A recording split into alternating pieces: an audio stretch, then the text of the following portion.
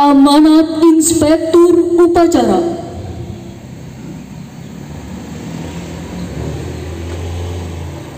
Pasukan istirahat di tempat.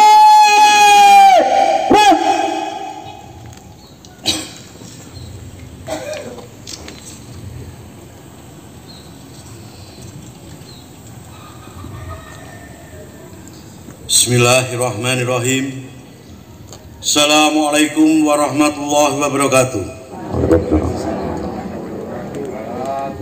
Salam sejahtera bagi kita semua. Om Swastiastu, Namo Buddhaya, salam kebajikan.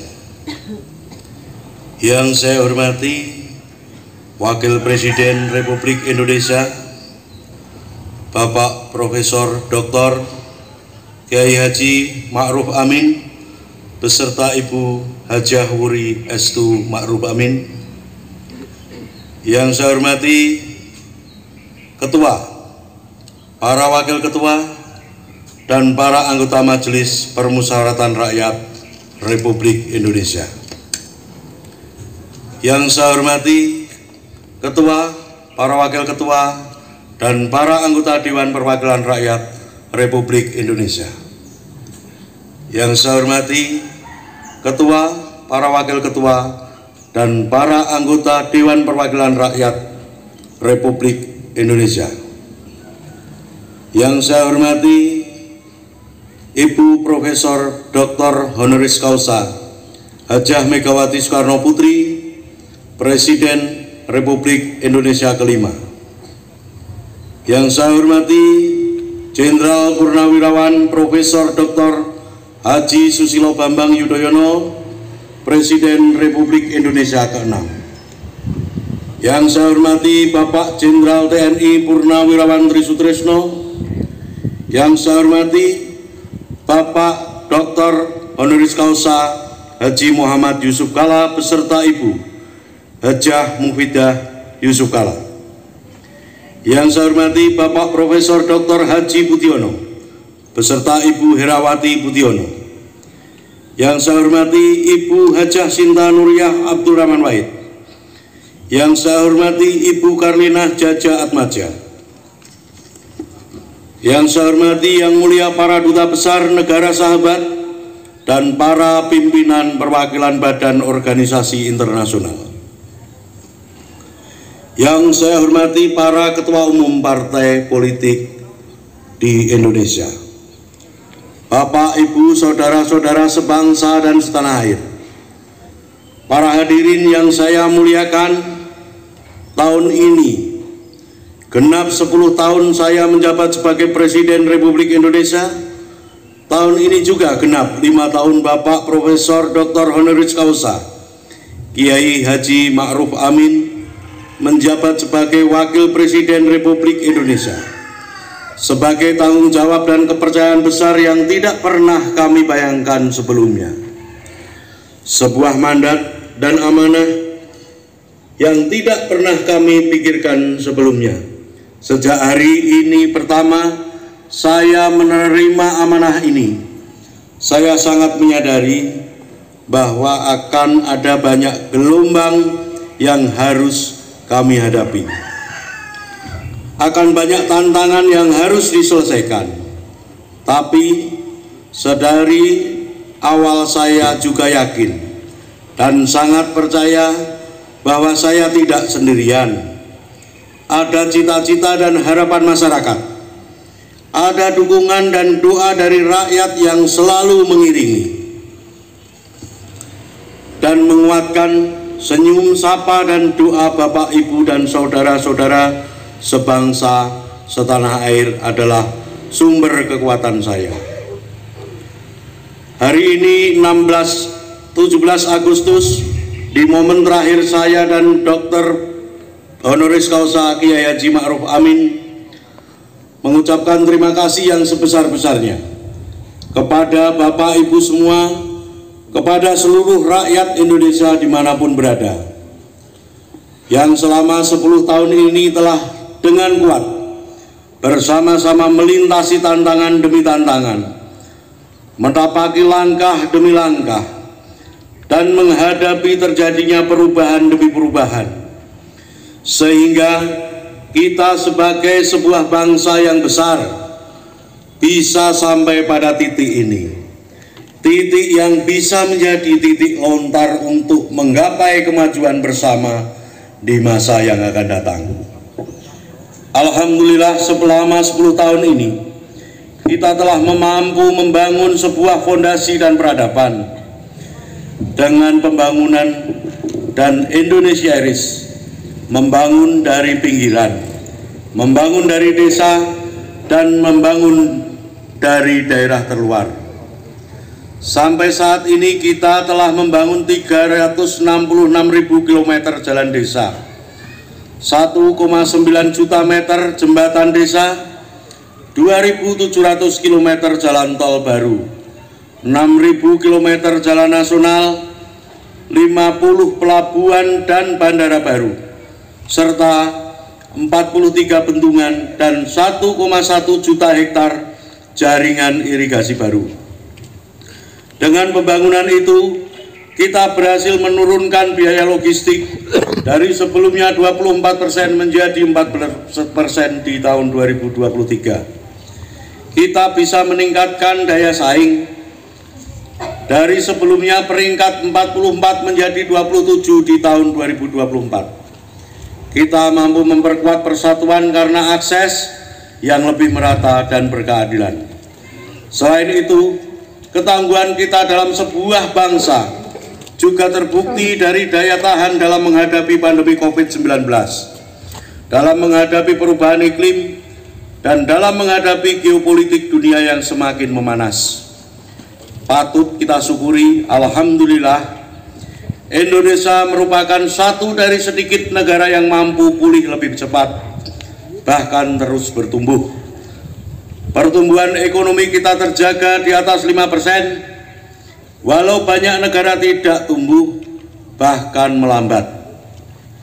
Wilayah Indonesia Timur seperti Papua dan Maluku justru mampu tumbuh di atas 6%, dan Maluku Utara mampu tumbuh di atas 20%. Inflasi juga terkendali di kisaran 2-3% saat banyak negara mengalami kenaikan yang luar biasa. Bahkan ada yang mencapai lebih dari 200%. Angka kemiskinan ekstrim mampu kita turunkan dari sebelumnya 6,1% menjadi 0,8% di tahun 2024. Angka stunting mampu kita kurangi dari sebelumnya 37,2 menjadi 21,5 di tahun 2023. Tingkat pengangguran juga mampu kita tekan dari sebelumnya 5,7% menjadi 4,8% di tahun 2024. Upaya perlindungan bagi masyarakat ekonomi bawah juga telah memberi manfaat luas bagi masyarakat. 361 triliun anggaran Kartu Indonesia Sehat selama 10 tahun ini telah digunakan untuk membiayai layanan kesehatan lebih dari 92 juta peserta JKN per tahun.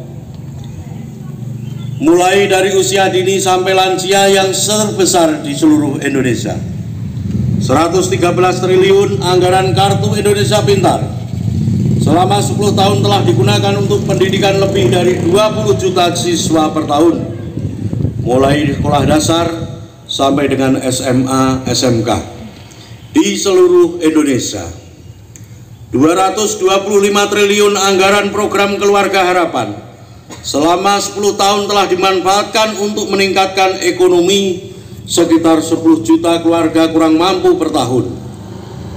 60,3 triliun anggaran prakerja selama 5 tahun telah dimanfaatkan untuk menambah keahlian 18,8 juta pekerja yang tersebar di seluruh Indonesia. Ini adalah pembangunan yang kita cita-citakan. Pembangunan yang menyentuh semua lapisan masyarakat, pembangunan yang memberi dampak bagi masyarakat luas, pembangunan yang membuka peluang untuk tumbuh bersama. Bapak, Ibu, Saudara-saudara sekalian sebangsa setanah air, di sisi lain kita juga telah mengambil langkah besar untuk meningkatkan produktivitas dan nilai tambah dengan tidak lagi mengekspor bahan mentah, tapi mengelolanya dulu di dalam negeri, walau banyak negara lain menggugat, menentang, bahkan berusaha menggagalkan. Tapi kita sebagai bangsa yang berdaulat, sebagai bangsa yang besar, kita tidak goyah. Bahkan terus maju melangkah. Langkah tersebut dimulai dari nikel, bauksit, dan tembaga yang akan dilanjutkan dengan timah serta sektor potensial lainnya seperti perkebunan, pertanian, kelautan, dan kehutanan. Alhamdulillah sampai saat ini telah terbangun smelter dan industri pengolahan untuk nikel, bauksit, dan tembaga yang membuka lebih dari 200.000 lapangan kerja dan meningkatkan pendapatan negara 158 triliun selama 8 tahun.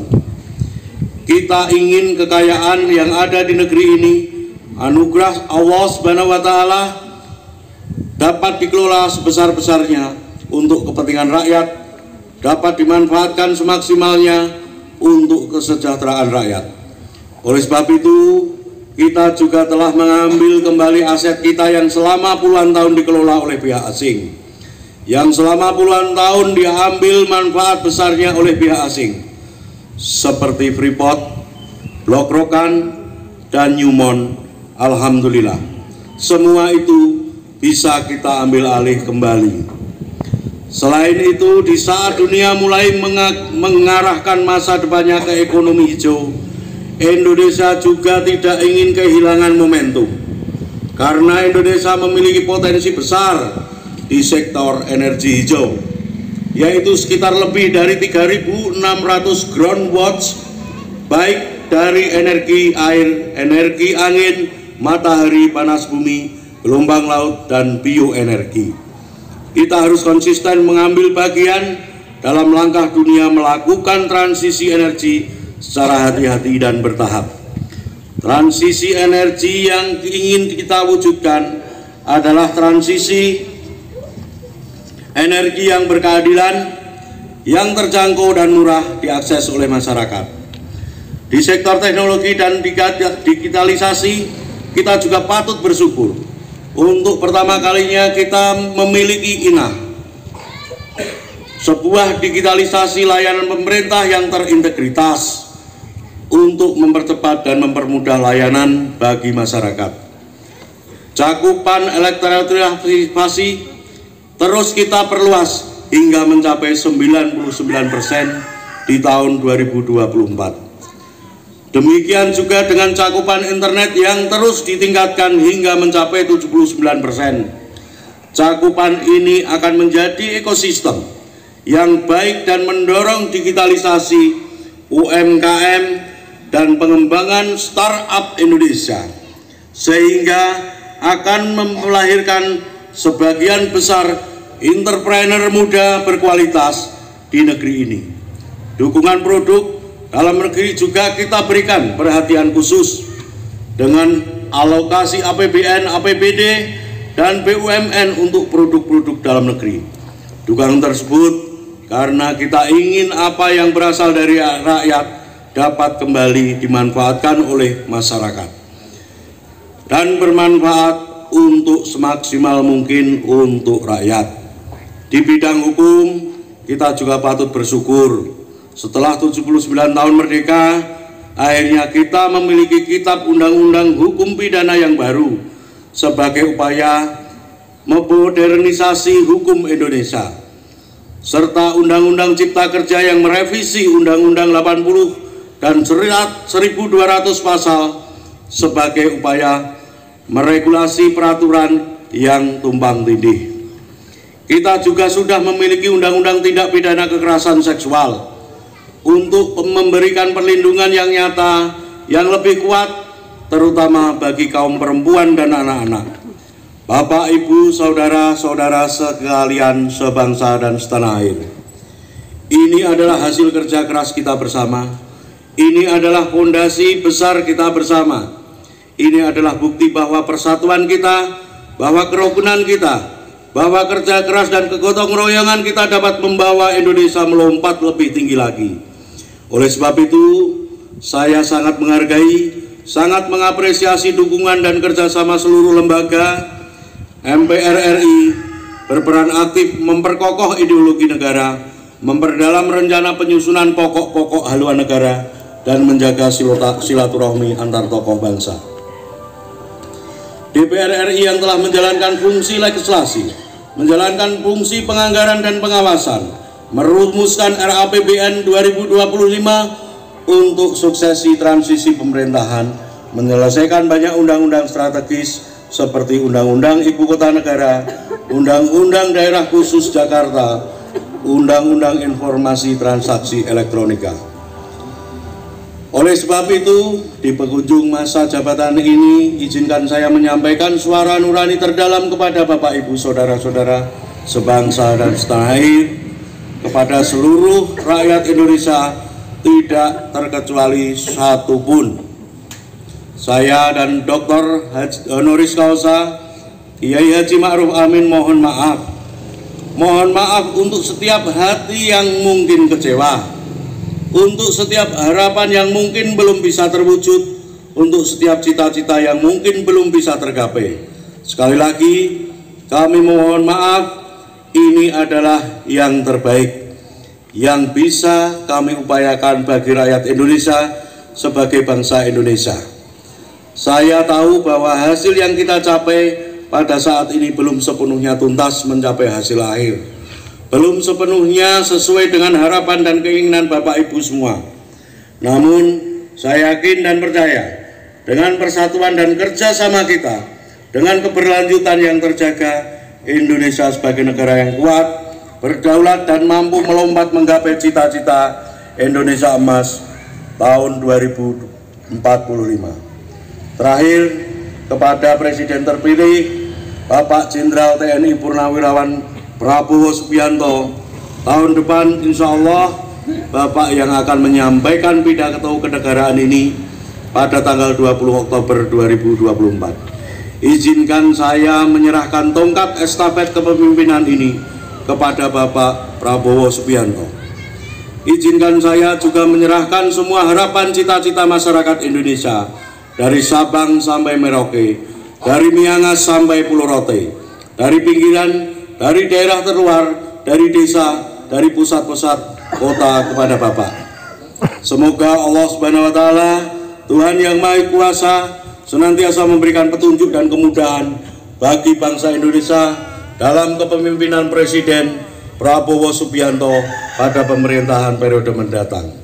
Dirgahayu Republik Indonesia, dirgahayu negeri Pancasila. Merdeka, merdeka, merdeka. Terima kasih. Wassalamualaikum warahmatullahi wabarakatuh. Om Santi Santi Om. Namo Buddhaya. Jakarta, 17 Agustus 2024. Presiden Republik Indonesia Joko Widodo.